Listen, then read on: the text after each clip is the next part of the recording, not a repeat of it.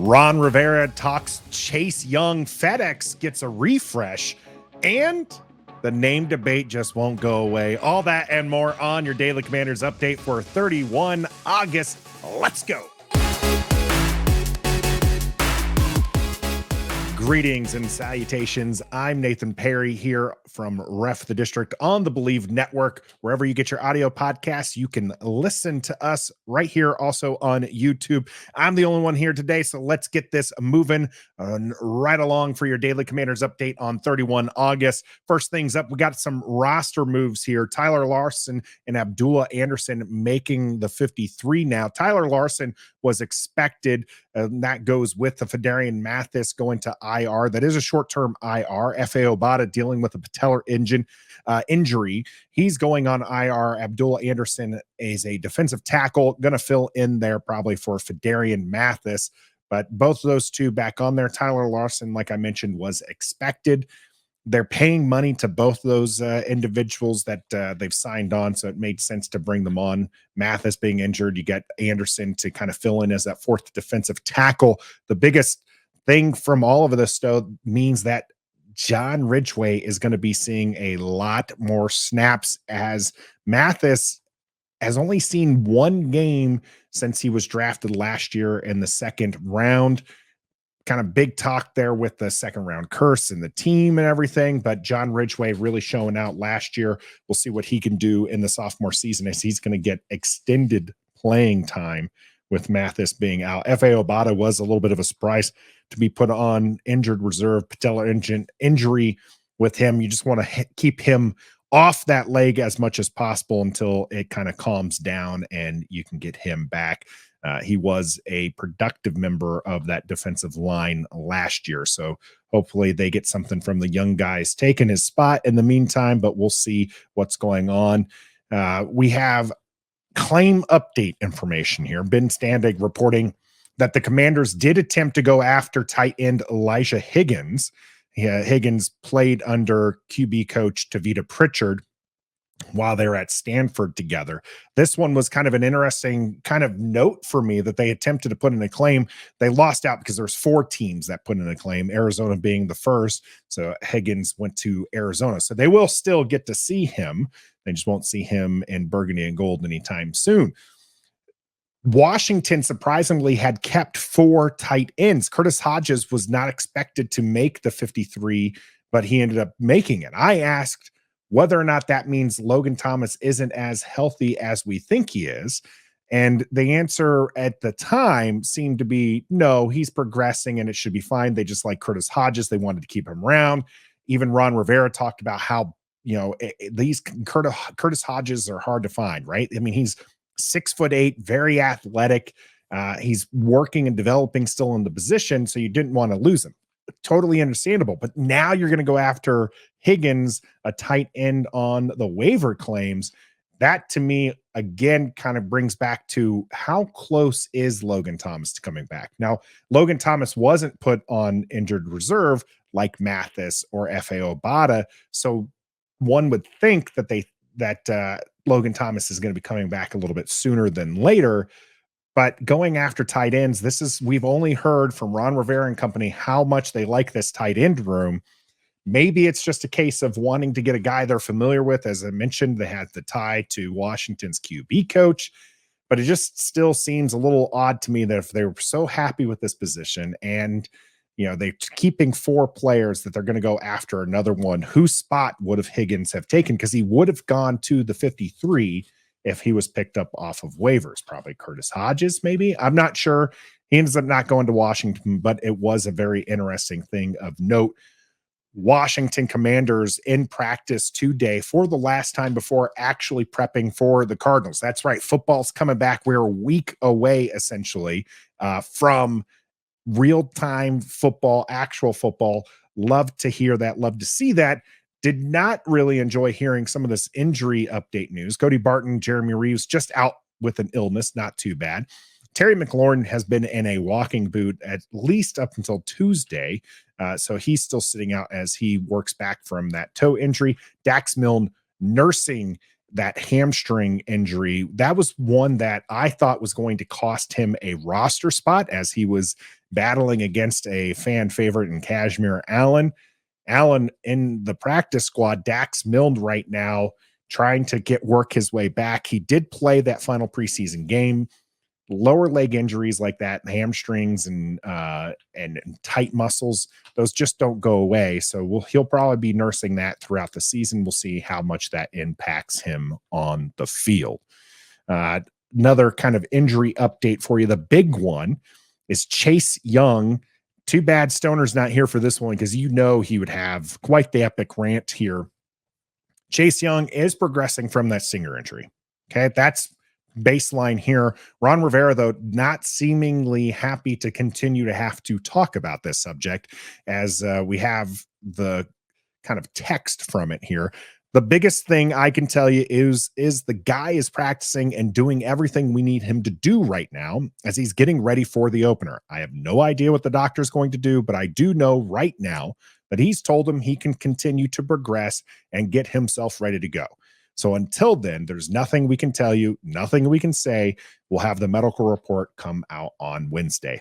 That to me just sounds like a coach that is tired of answering about a player's availability when he himself is probably frustrated. Ron Rivera and Jack Del Rio were probably really looking forward to having Chase Young back on this defense. This is a defense that ranked very high last year. Then you get a player of Chase Young's caliber to come back. He was supposed to be healthy. Obviously, last year he played a few games, but that was his first few games back from his lower leg injury. And now he's dealing with another one. And I just feel like there's some frustration there from Coach Ron Rivera and not having Chase Young be available to them. And also probably some of that old school mentality of just like, hey, you look fine to me, play through it, even though we know that these things tend to linger. So there is, in fact, more there behind the Chase Young injury than we originally thought, as this stinger has lingered a little bit. The coach did mention how the doctor had kind of cleared him for some activities, so he is trying to work back. Coach Ron Rivera also saying how, Chase Young is doing the things that's asked of him. So I think he's trying to get away and through all of this and trying not to put Chase Young in a bad position, but also just try to answer the questions, be a little coy.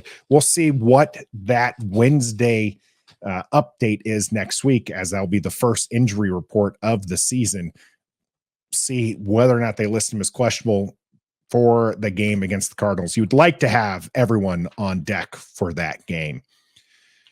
Coming also is the Jamin Davis update. He will not face any legal issues throughout the season.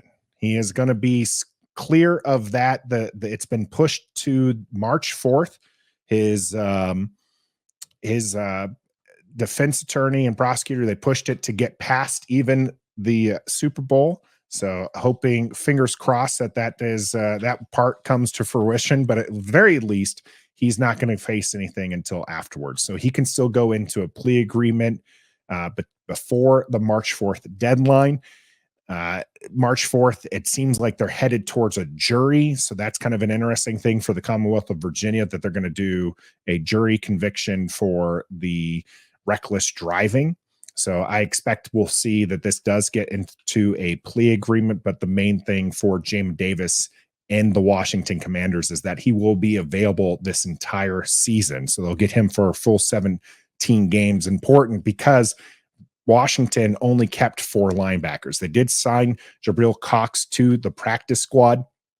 A nice addition there from the Cowboys, but that is still very paper thin. Even if Washington doesn't run the 4-3 as often as, some other teams, they still want quality players here. Jamin Davis is a quality linebacker in this system. He's got some side-to-side speed. We saw him progress very well in his sophomore season, and he's making more of an impact. He has seemed to given up some reps to Cody Barton, but now that the legal issues have been pushed to after the season, I expect Jamin Davis to solidify himself as linebacker 1. So we'll see how that works with Jamin as that continues on. Moving on to stadium information here, as the Commanders announced that they are putting $40 million into FedEx. Big time investment here from the Commanders, as this is going to be their home until probably 2031. We don't have a new stadium plan underway right now. Obviously, Virginia is trying to get themselves into position. Maryland has already talked about it. There's been some movement in the DC front as well. But FedEx is going to be home to the Commanders for at least the next probably 8 years here. So $40 million going into making our game day experience more adventurous. There's things that they're going to put scanning pedestals there, new ticket scanning pedestals, hopefully able to get you in and out of the gates a little bit earlier there. There's point of sale updates. Commanders branded imagery is going to be pushed around the stadium, maintenance, repairs, lower bowl paint. All these things are going to be good there. They got DJ Cool coming there to the live pregame concert for the first game there, and $6.75 beers, $6.75 beers. That is a big time price drop from where they were before. Now, whether or not that's a full can or other that, we'll have to wait and see. But one of the biggest complaints fans had last year was you were paying $16 for a beer. Now they're trying to, you can see that that's kind of coming their way. They've partnered with SeatGeek. That's going to be your sponsor for the Legends Plaza. Bud Light back again with the team has got the Bud Light End Zone. All that stuff's going to open up an hour before the rest of the stadium is opened up. They want fans to come here and to this reimagined pregame ritual. Hopefully some of those things, this improves that guest experience for fans, as FedEx has been kind of at the bottom of all of the stadiums in regards to fan experience. Hopefully this is doing good, and as more and more fans pour through, I imagine we'll see some more and more improvements on that. The last thing I want to talk about today was Joe Theismann getting himself into the name debate. Yesterday we had Commanders president jump on 106.7 The Fan and say the name is not going to be Redskins, period. Right? We're putting it on there. There's not going to be the name. The Redskins thought that, okay, we're done.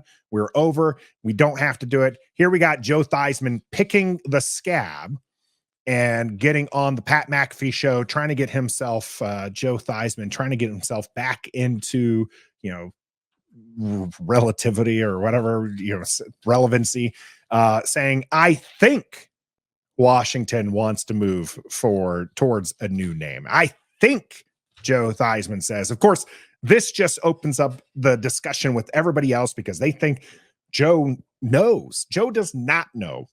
Okay. Joe is not attached to the Commanders organization anymore. He hasn't been for years. But here we are now, people talking about the name again. I get it. People don't want the Commanders name, but as long as the Washington Commanders win football games, people are going to come on board.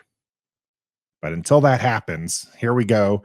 Joe Theismann bringing himself into the name debate the day after it was supposed to have been ended by President Jason Wright. We'll see how all that goes. This has been your daily Commanders update for 31 August. So until next time, be a fan.